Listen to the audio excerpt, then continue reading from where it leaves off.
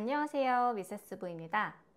오늘은 우리 부부의 인생관 중 하나인 열심히만 하지 말고 잘하자에 관해 이야기를 해보려고 합니다.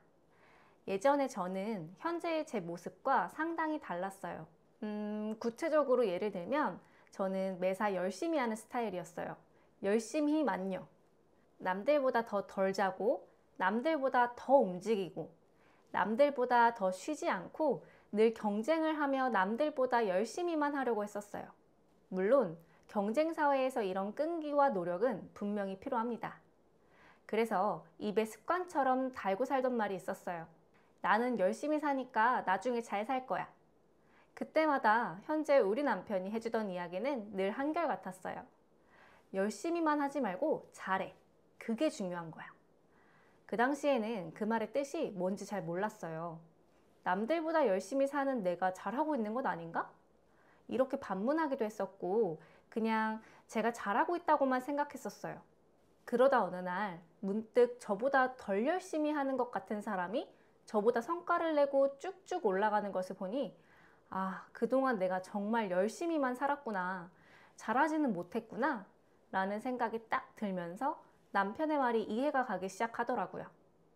예를 들면 학창 시절에 유난히 공부를 많이 하는 것 같지는 않은데 대충 공부해도 늘 상위권 성적을 받는 친구들의 사례가 비슷한 상황인데요.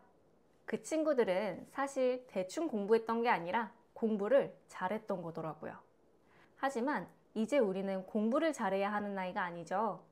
내 인생을 잘 살아가야 하는 나이가 되었잖아요. 그렇다면 어떻게 살아야 내 인생을 잘 살아가는 걸까요? 여러분은 인생의 목표가 있으신가요? 있으시다면 지금 그 목표를 이루기 위해 어떻게 잘 살고 계신가요? 이렇게 인생의 목표가 있다면 내가 그 목표를 이루기 위해 잘 살아가야 하는 맵이 나오게 됩니다. 예를 들면 내 인생의 목표는 부자가 되는 거야 라고 해볼게요. 부자가 되기 위해서는 뭐가 필요할까요? 돈을 버는 능력이 필요할 수도 있고 오래 살면 오래 살수록 돈이 많아질 테니 건강을 지켜야 하고 돈을 불려야 하니 돈에 대한 공부를 계속해야겠죠? 이렇게 내가 목표를 달성하기 위한 삶의 조각조각을 디테일하게 바꿔나가게 됩니다. 목표 설정도 잘했다면 이제 실행할 차례죠. 이 과정에서 열심히만 하는 사람의 특징은 돈을 많이 벌기 위해 고강도 노동에 내 시간을 갈아 넣는 선택을 하게 됩니다. 당연히 일을 많이 하니까 몸이 이곳저곳 아프겠죠? 아프고 힘드니까 운동은 못하게 됩니다. 그리고 다음날 또 쌓여있는 일을 해내면 돈이라는 보상이 있다는 것을 알기에 쉬지 않고 다시 일을 하러 나갑니다. 그렇게 돈을 벌고 병원에 그 돈을 쓰기 시작하죠. 반대로 잘하는 사람의 특징은 고강도 노동에 내 시간을 덜 뺏기기 위해 업무 능력을 키우면서 동일 시간에 더 많은 급여 혹은 동일 급여에 더 적은 시간으로 삶을 설계합니다. 사업자라면 고용을 통해 일을 나누고 부가가치를 창출해 많은 사람들이 찾아오게 만듭니다.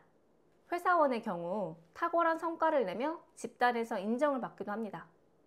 건강을 위해선 건강한 음식을 찾아 먹고 다음날 좋은 컨디션을 유지하기 위해 야식을 먹지 않습니다.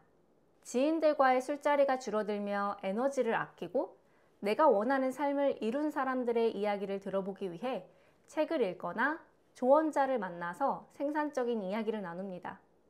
이렇게 우리는 인생의 목표를 설정한 후 매 순간 선택의 연속을 맞닥뜨리게 됩니다. 그 선택이 열심히만 하는 선택인지 잘한 선택인지는 성장하는 과정에서 점점 증명되게 되죠. 내가 조금이라도 더 나은 선택을 하고 있다면 그건 이미 선순환의 시작입니다. 그리고 그 선택들이 쌓이면 어느 순간 내가 잘 살고 있구나 라는 확신이 찾아옵니다. 여러분은 목표한 삶을 위해 어떤 선택들을 하고 있나요? 그리고 과거의 내가 상상했던 내 모습에서 지금의 내 모습은 얼만큼 목표에 가까워져 있나요? 제 과거를 뒤돌아보면 열심히는 하는데 삶이 나아지지 않는 이유를 제가 운이 나빠서, 환경이 좋지 않아서, 몸이 약해서라고 생각했습니다. 그리고 계속해서 열심히만 했죠. 과연 어떻게 됐을까요? 바로 악순환이 반복됐습니다. 죽지 않을 만큼 일을 했고 몸은 계속해서 아팠고 그 몸을 이끌고 다시 일을 해야 했고 쉬지 못했습니다. 돈은 계속해서 모이지 않았고 내가 꿈꾸고 목표했던 부자 되기와는 거리가 멀어지게 됐습니다. 내가 목표한 삶을 이루기 위해 열심히 살고 있다고 생각했는데 그게 목표한 삶과 멀어지는 일이었다니 너무 충격적이더라고요. 그리고 저는 잠시 멈췄습니다.